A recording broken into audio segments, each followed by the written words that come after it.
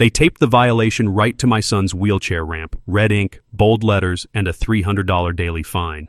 Unapproved structure, it said.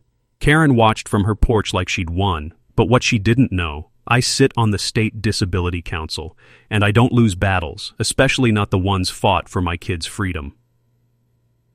I'm Daniel Ruiz, a 42-year-old single dad, former contractor, and full-time disability advocate. I moved to this quiet neighborhood 3 years ago for one reason: my son, Elijah. He's 9 years old, full of questions, full of light, and he's been in a wheelchair since he was 4. A spinal condition took away his ability to walk, but it didn't touch his spirit.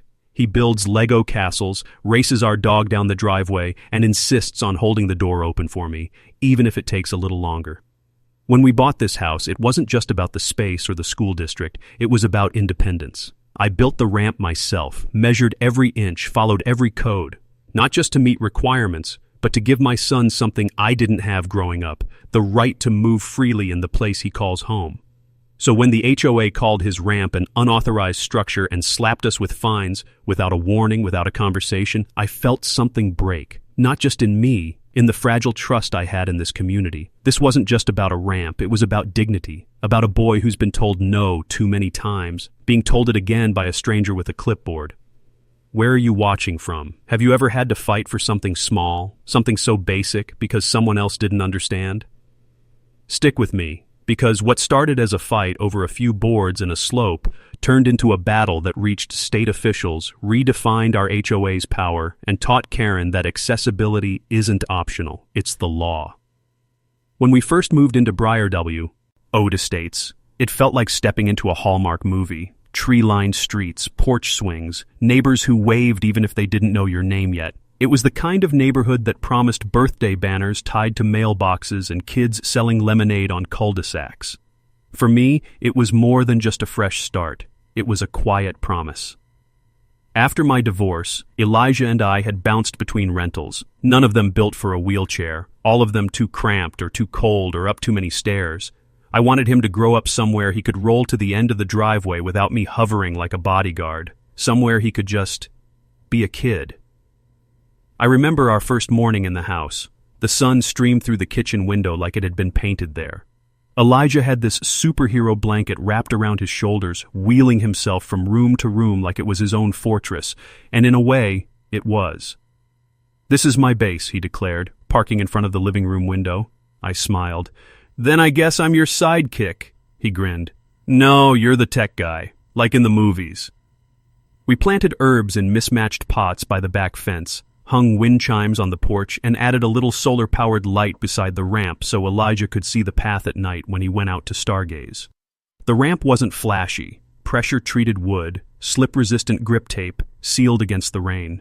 I installed it myself, every bolt and board cut to code. It hugged the front porch like it had always been there, tucked in beside the bushes where the bees like to hide. I even painted it to match the shutters. It wasn't just functional, it was ours. The neighbors waved often at first. A couple of them brought welcome cookies. One family 3 houses down, the Grants, invited us to their 4th of July cookout. That was the first time I saw Karen. She lived directly across the street in a beige house with perfect hedges and a front lawn that looked like it had its own calendar. Her mailbox was freshly painted, her flag never hung crooked, and she noticed everything. At the cookout, she introduced herself with a Tupperware container of store-bought cupcakes and a smile so tight it looked like a warning. "Welcome to the neighborhood," she said, her eyes flicking down toward Elijah's chair. "If you ever need help navigating things, I'm on the HOA board." I nodded. "Appreciate that." She smiled again, but this time it felt like she was scanning us, measuring. That night, Elijah said, "I don't think she likes cupcakes." I laughed. "Why?" "Because she didn't take any of ours. She just looked at them and said, 'Oh.'" Still, we kept to ourselves. We weren't trying to make waves. I helped the neighbor to my left fix a gutter. Elijah offered to dog sit when the Grants took a weekend trip. He liked their golden retriever, Lucy. Said she looked like she was always smiling. School started in the fall, and Elijah got into a rhythm. The bus came right to the curb. I stood with him every morning, coffee in hand, watching as he wheeled up the ramp and did his own seatbelt in the lift van. Sometimes I saw Karen's curtains move. Winter came. I shoveled the ramp first after every snowfall. I salted it before the driveway. It was sacred to me. this bridge I'd built between my son and the world. By January, Elijah was hosting a weekly Lego night for a couple kids from school. His laugh echoed down the hallway like music. For a while I thought we were really settling in, that maybe we'd been wrong to expect judgment or trouble. The only odd moment came in early spring. I was pressure washing the ramp when Karen walked by in her tracksuit. She paused at the sidewalk and tilted her head like she was studying a stain. "You know," he said, "the HOA has guidelines about modifications, especially in the front yard." I didn't look up right away. It's not a modification, it's an accessibility structure, fully legal under state code. She nodded. "Of course, it's just, you might want to double check that you got approval. Things like that usually go through the board." I smiled then, but it was the same kind of smile I'd seen on her face at the cookout. Polite and sharp as a blade. "I didn't ask permission for my son to enter his own home," I said gently, "but I appreciate your concern." That was the first time I saw the shift. Her eyes flicked from me to the ramp, and her mouth twitched like she'd tasted something bitter. She walked away without another word. No wave, no smile, just silence. Later that week, we found a flyer folded on our doormat. "Keep Briarwood beautiful. Report non-compliant structures anonymously." I knew then that peace, at least with Karen, was an illusion. But I still hoped. I still believed that the work I'd done, the care I'd taken, and the clear legal protections meant we were safe. I didn't know that this quiet neighborhood, with its wind chimes and porches, would soon turn on us. That what I'd built to give my son independence would become the target of a petty war. All I wanted was for Elijah to feel normal, to roll down his ramp, chase Lucy in the grass, and come home without obstacles. But someone saw our ramp not as a symbol of strength, but as a violation. And that someone was about to make a very public mistake. But someone saw our ramp not as a symbol of strength, but as a violation. And that someone was about to make a very public mistake. It started subtly, as these things often do, not with shouting or citations, but with silence, a change in energy.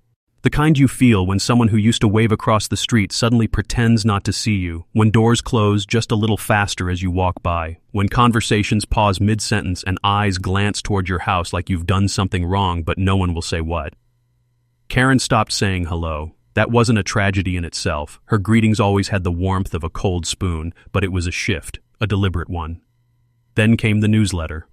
It was tucked inside our mailbox one Tuesday morning, folded in half and printed on cheap paper with a clip art banner of tulips. In between blurbs about landscaping tips and an upcoming Easter egg hunt was a small box titled, "Reminder, Exterior Compliance Guidelines." All modifications to front-facing property structures, including fencing, stairs, ramps, and porches, must be submitted to the HOA board for written approval prior to installation. Violations may be subject to fines and/or corrective orders. It didn't mention us by name. It didn't have to. I set the paper down and stared out the window toward the porch. Elijah was outside, practicing wheelies in the driveway with Lucy trotting alongside him. His ramp glowed in the afternoon sun, steady, sturdy, entirely legal. I'd followed every law, every code. I even called the city zoning office twice before construction to confirm. No permit required for a private accessibility structure under 30 inches high. It was in compliance with the Americans with Disabilities Act and state law. But Karen didn't care about the law. Karen cared about control. The first formal notice came 4 days later. It was printed on thick paper, slipped between the door and the frame, stamped with the Briarwood Estates HOA letterhead and signed by Karen Reynolds, Vice President. This letter serves as official notification that the unapproved ramp structure installed at our address VO, late Section 3.7c of the Community Appearance Guidelines, failure to remove or obtain approval within 14 calendar days will result in a daily fine of $300. There it was, the escalation. No warning, no request for a conversation, no knock at the door, just a demand and a fine. I stood there with the letter in hand while Elijah wheeled up behind me holding a juice box. "What's that?" he asked. I crumpled the paper before he could read it. "Nothing we can't handle." But that night, I couldn't sleep. I kept rereading the section they cited, 3.7c. I pulled out the copy of the HOA bylaws I'd been given at closing and flipped through the pages like I was preparing for court. Section 3.7c made general reference to front-facing additions requiring board review, but nowhere did it mention disability accommodations. So I made copies. I highlighted sections. I printed out the ADA Title II language and the Fair Housing Amendments Act and the State Residential Accessibility Code, all of which made it clear. You don't deny someone access to their home. You don't fine them for a ramp. You don't get to pretend state and federal laws are optional. I sent it all to the board in a packet, addressed with courtesy. I even added a note. This structure is a reasonable and lawful accommodation. If you have questions, I'd be happy to meet in person and walk you through it. I thought that would be the end of it. Instead, Karen doubled down. The second notice arrived 1 week later. This time, she added photographs. Someone had walked onto my property, taken close-up images of the ramp, angles, measurements, even a picture of Elijah's toy truck sitting at the top, and included them in the new letter. The tone was sharper now.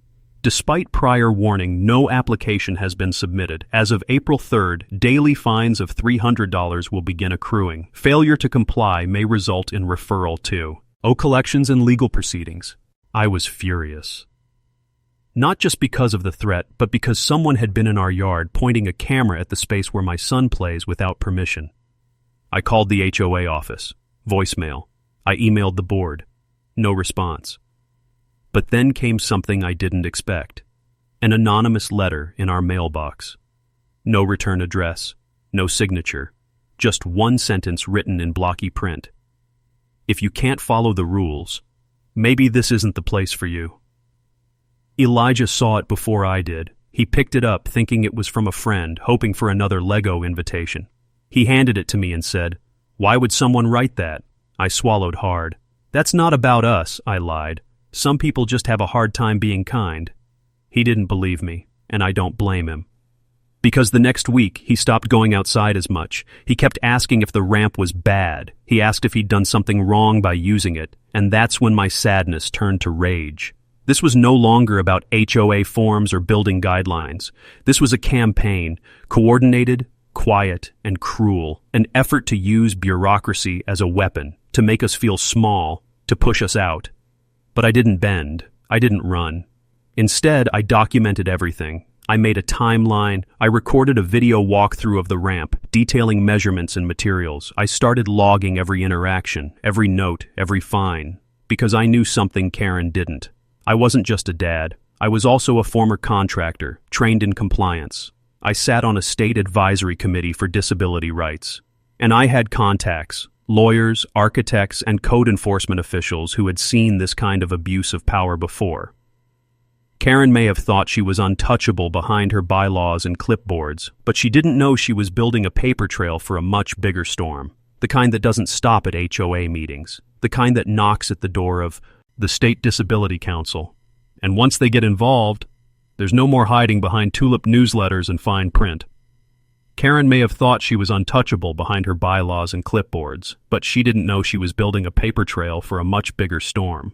What I didn't know yet was that Karen wasn't acting alone. The day after I sent my full compliance documentation and disability law citations to the board, highlighted, organized, and respectfully worded, I received another notice. This one came in an envelope with no letterhead, just a printed sheet folded in quarters and shoved through my mail slot. Ongoing violations may result in legal lien actions and community enforcement measures. Community enforcement measures. I didn't know what that meant, not exactly, but it felt like a threat, and it was the third one in less than a week. So I did what I always do when someone tries to bury me in paperwork. I built my own file. Bigger, better, bulletproof. I printed every notice, labeled them with dates. I took screenshots of emails. I made an audio recording of the HOA hotline voicemail. "Thank you for calling. Your complaint will be reviewed by the board in accordance with Section 2.4. But no one was calling me back. No one was reviewing the legal documents I'd sent. I was being ignored, deliberately and systematically, while the fines kept mounting. By April 7th, I was being billed $2,100 for a ramp my son used every single day to access his own home. That's when the tone of the neighborhood changed. The Grants, once friendly, suddenly stopped letting Elijah walk loosey. When we passed their house, they pulled the curtains shut. I saw their kids once in the yard waving at Elijah, but by the next day they were gone, and their basketball hoop had been rolled to the side, like they didn't want to attract attention. It didn't take long before other neighbors followed suit. The man who used to water his lawn with a friendly nod now turned his back. The woman who once complimented our herb garden stared at the ground when we passed. I wasn't just fighting Karen anymore. I was fighting silence. But the most chilling moment came 2 days later. It was around 10 p.m. Elijah had gone to bed. I was double-checking the ramp bolts with a flashlight before an early morning rainstorm when I noticed something off. There were fresh scuff marks on the grip tape, not from a wheelchair, from something heavy being dragged. Then I saw it.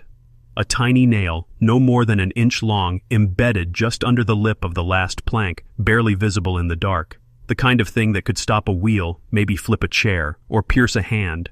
I yanked it out with shaking fingers and scanned the ramp, 2 more, hidden like landmines. I froze. Someone had walked onto our porch in the dark and planted them. That wasn't code enforcement. That was malice. I filed a police report, gave them the nails in a sandwich bag. They were polite, concerned, and honest with me. Without security footage or a witness, there wasn't much they could do. "We'll keep a patrol near the area," the officer said. I nodded, but it won't undo the damage.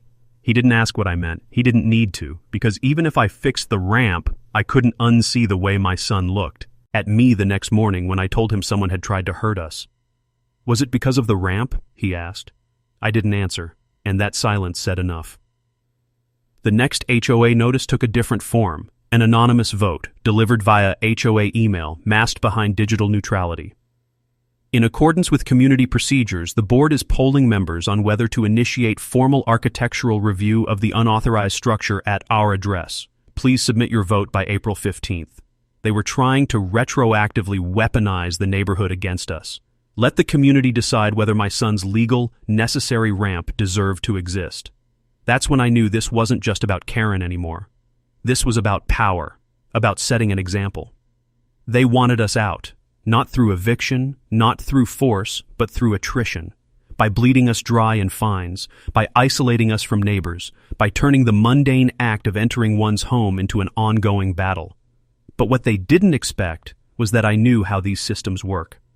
HOAs operate in a fragile gray area, bound by their own bylaws but not above state and federal law. Most of them bank on the average homeowner not knowing how to challenge their claims. They hide behind fines and process, hoping you'll fold.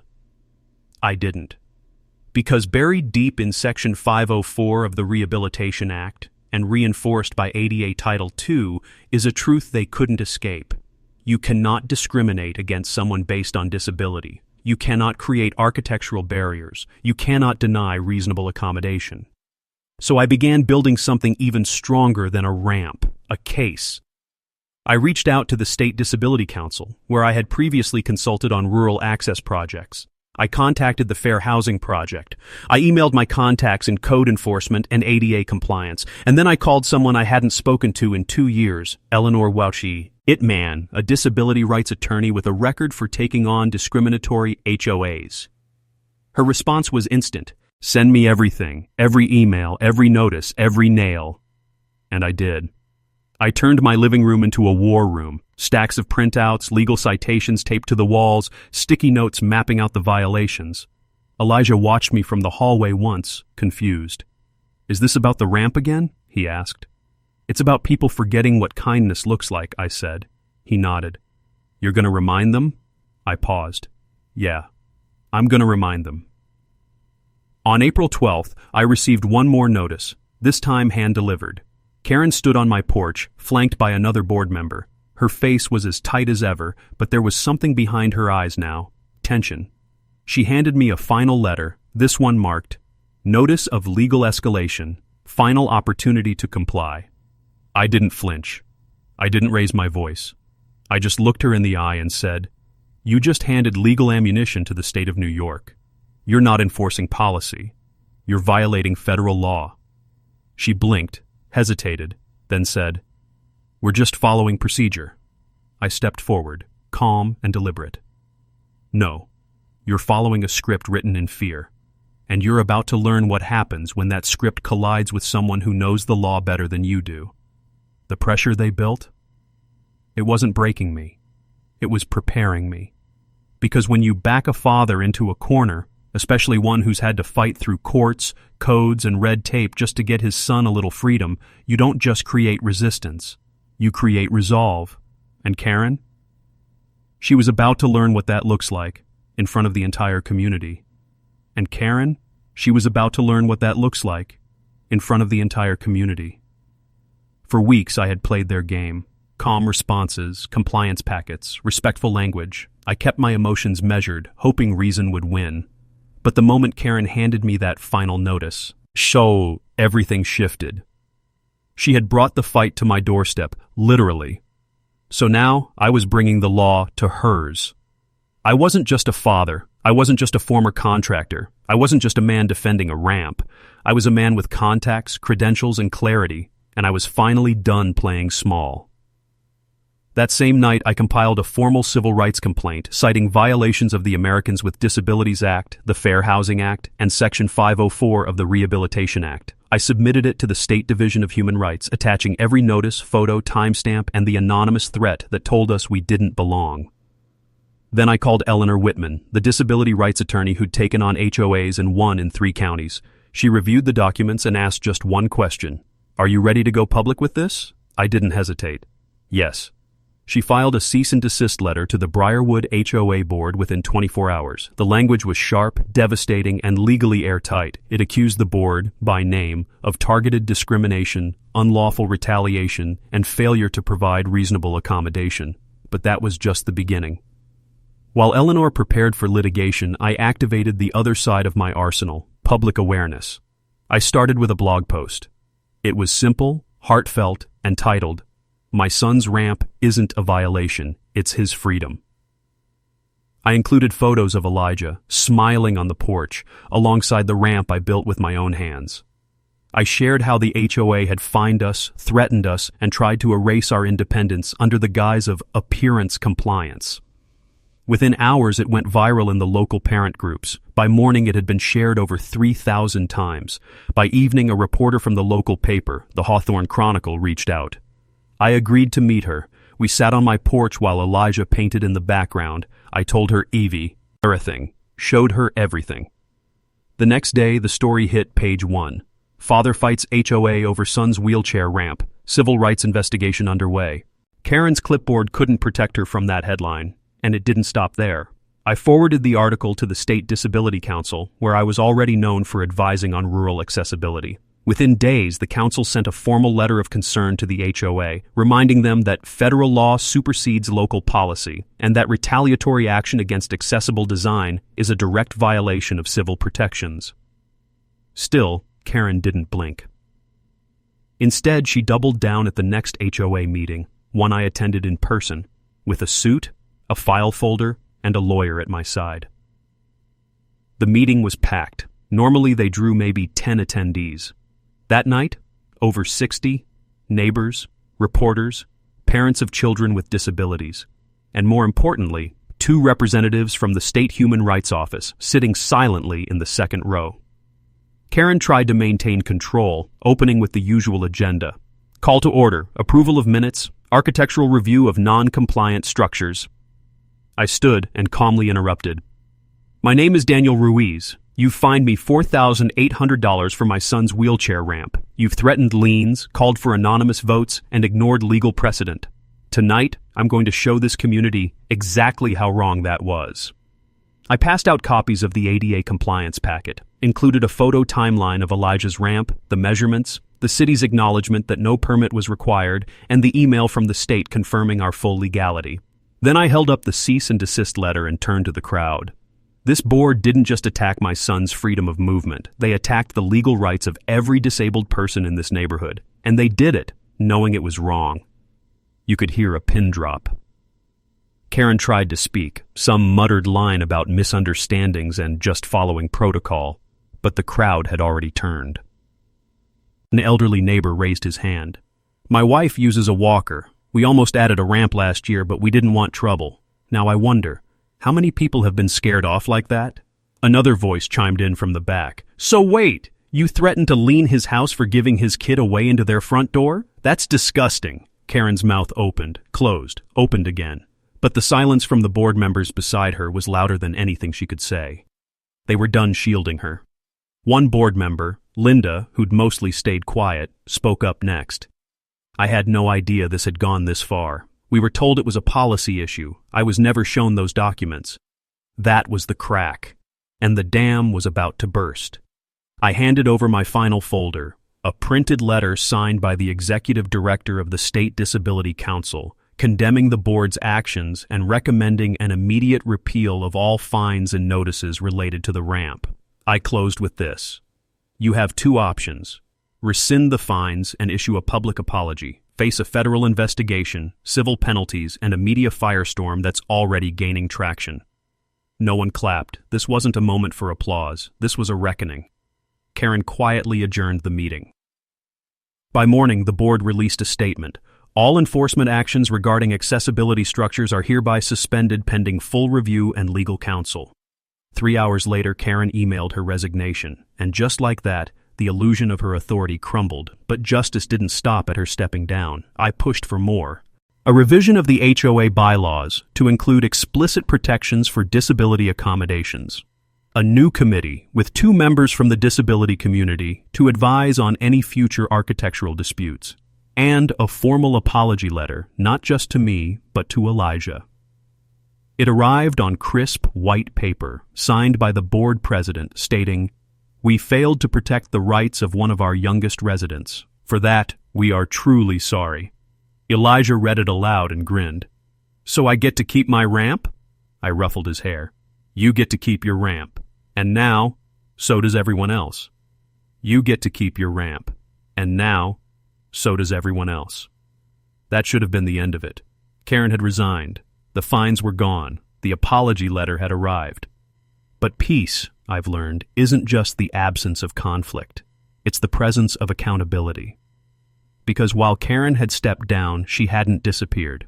She still lived directly across the street, still trimmed her hedges with militaristic precision, still refused to look us in the eye when we passed by, and word had spread, beyond our cul-de-sac, beyond Briarwood, into the city council chambers and local school board meetings. We had tapped into something bigger than a ramp. This had become a story about what happens when one voice stands up to an entire system and doesn't flinch.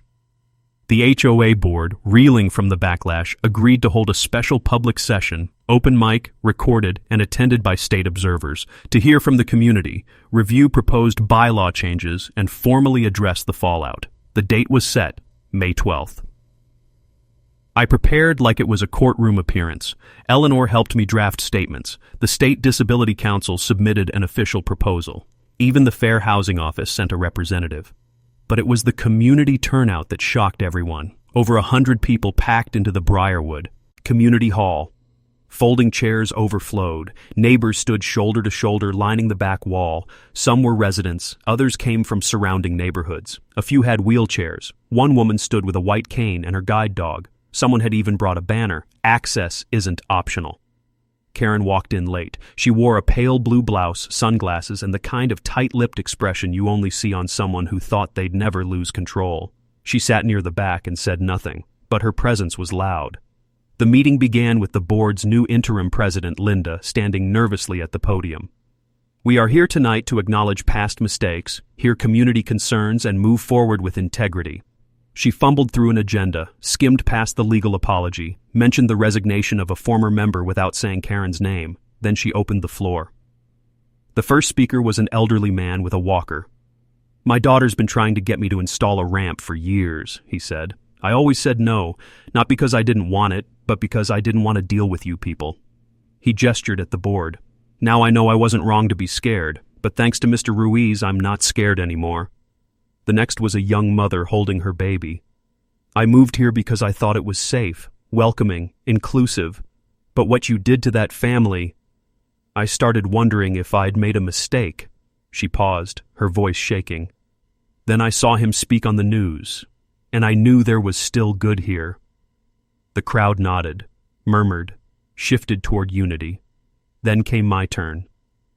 I walked to the podium, folder in hand, Elijah beside me.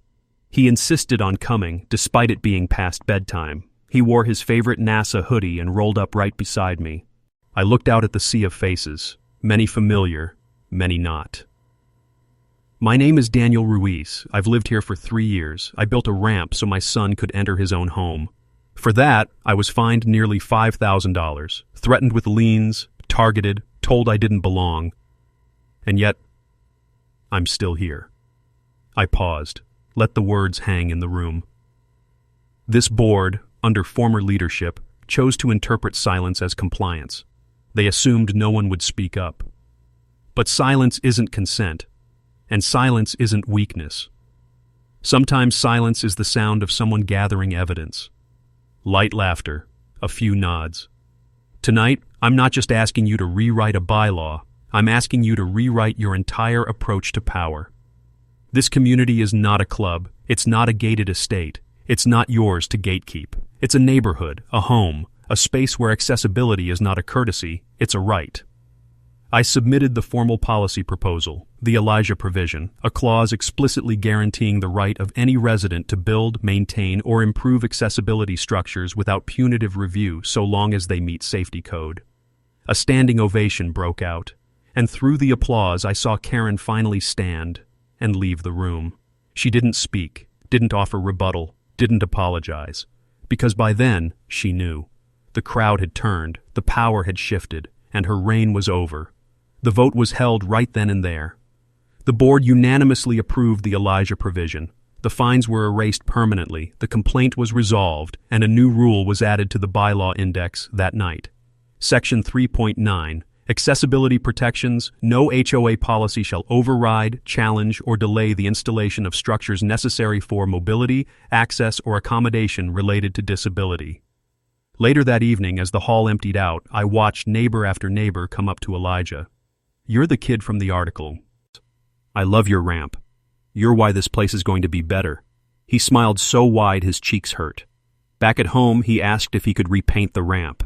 Said it should be blue now, like the sky, so it looks like I'm flying when I roll down it. I told him he could make it any color he wanted, because it was his, because he'd earned it. And Karen? She put her house on the market 2 weeks later. No one ever said it was because of the ramp, but everyone knew. The day the for sale sign went up, Elijah wheeled past it and said without missing a beat, "I guess she didn't like blue." The day the for sale sign went up, Elijah wheeled past it and said without missing a beat, "I guess she didn't like blue." And just like that, it was over.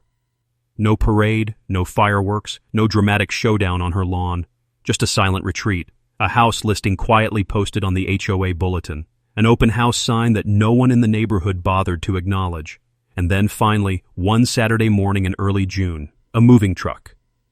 Karen stood on the porch with arms crossed, watching as box after box disappeared into the belly of that white van. She never turned around to say goodbye, never looked across the street, never acknowledged the ramp she had once deemed a visual disruption to the neighborhood aesthetic. But I didn't need her to, because Karen's departure wasn't our victory. Our victory had already happened.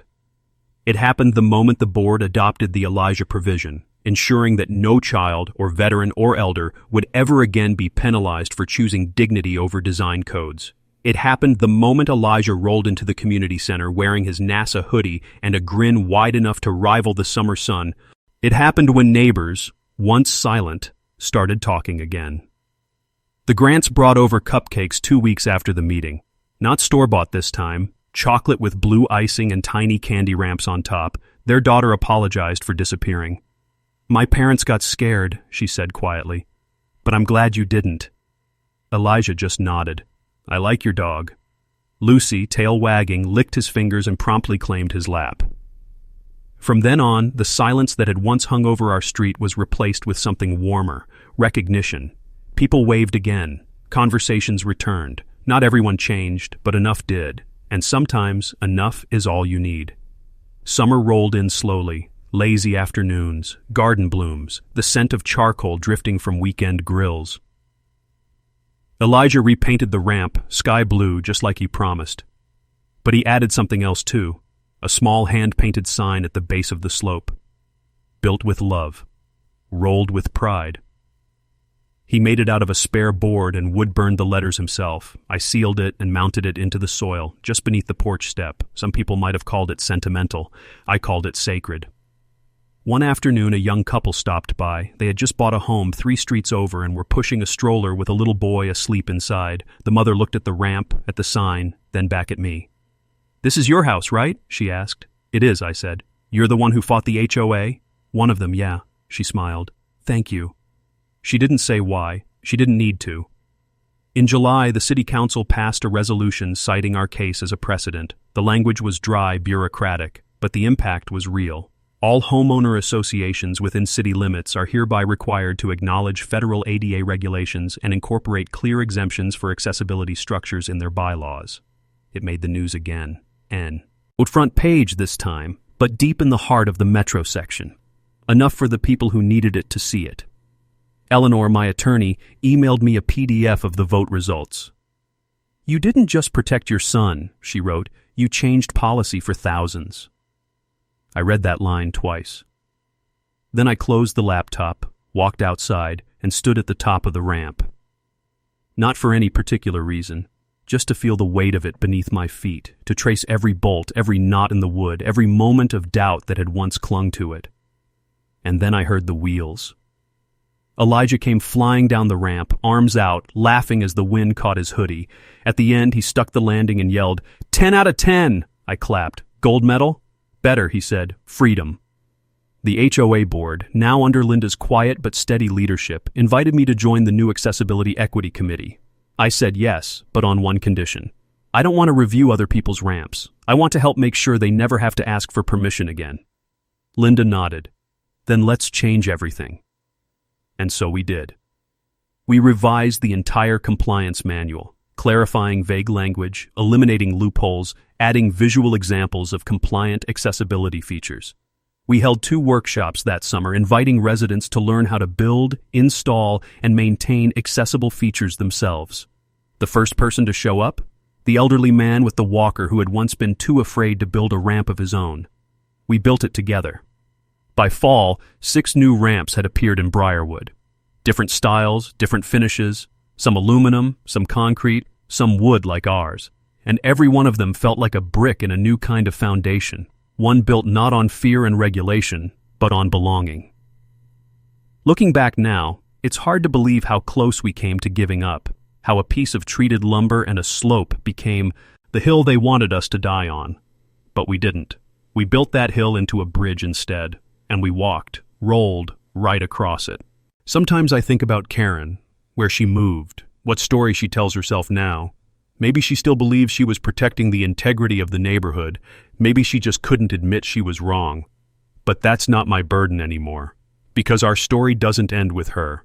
It ends with a blue ramp, with a boy who wanted to chase the stars, with a father who refused to let bureaucracy block the view. Final line options. They tried to take away a ramp. What they lost was their grip on power. She called it an eyesore. The city now calls it a landmark. My son got his freedom. The neighborhood got its soul back. She walked away. Elijah rolled forward. That's all you need to know. Have you ever had to fight for something others took for granted? Something small that meant everything? Tell me where you're watching from. Tell me what you fought for, because whether it's a ramp, a garden, a beehive, or your front porch, your story matters. And no HOA, no clipboard, and no outdated bylaw gets to take that away. Drop your story in the comments. Tag someone who needs to hear this, and if they ever try to take what's yours, build anyway.